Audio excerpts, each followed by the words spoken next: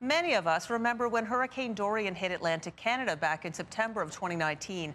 But our next guest experienced the storm in Bahamas when it was regarded as the worst natural disaster in the island nation's history.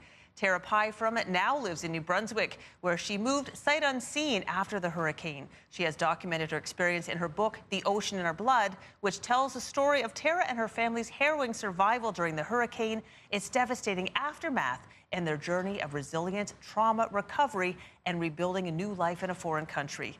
Here to tell us more is author Tara Pye from it. Good morning, Tara. Good morning. Now, your memoir is described as gripping and immersive. I can say from personal experience that it is that. What is one scene in the book that still haunts you today? You know, at one point, trying to figure out the best way to keep our heads above water, the house was actually filling up with water like a fishbowl.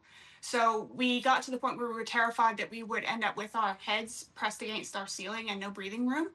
So we decided to go outside in the middle of a Category 5 hurricane.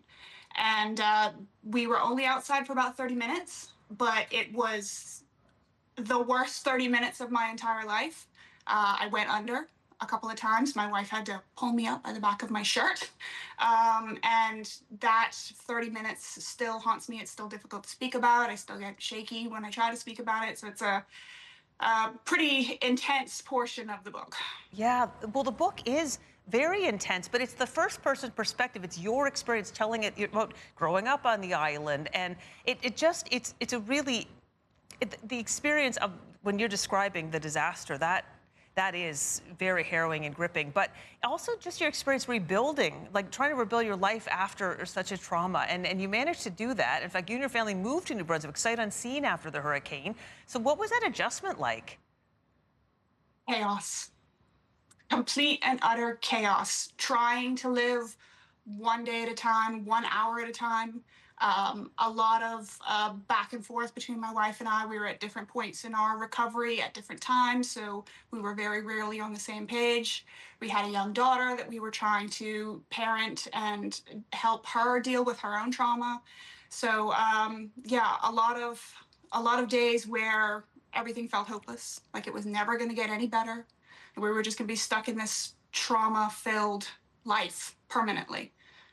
And many people struggle with trauma from many different sources, but they don't talk about it. They're afraid to talk about it. Why was it important for you to write this book and share your story honestly?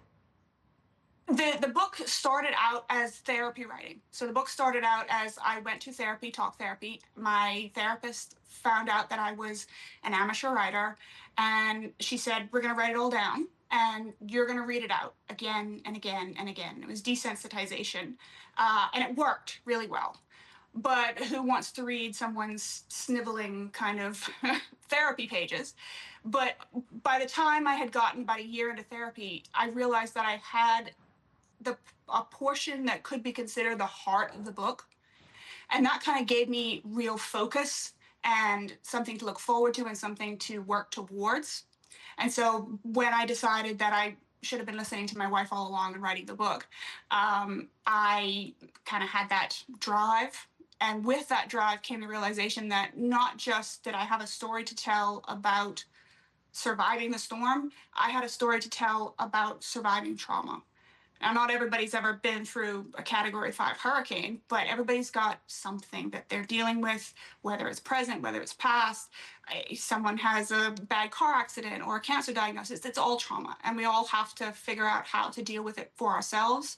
And in the middle of it, it doesn't feel like you can do it. And so I want my story to get out there and to help motivate other people to know that if I can survive this, you can survive your thing. Well, those are powerful words. The book is incredibly well written. If people wanted to find this book, where do you buy it? So it's available on my website right now. It's www.tarapyefrom.com. And it's also available in the brand new bookstore in St. John, New Brunswick, the Right Cup Bookstore and Cafe in Market Square. And it will be available on Amazon in July. All right. Well, Tara, we appreciate you taking some time to chat with us this morning. And we put all that information on our website to make it easy for people to find your book. So thanks again for your time today. Thank you so much for having me. That was Tara Pye from New Brunswick on her novel, The Ocean in Our Blood.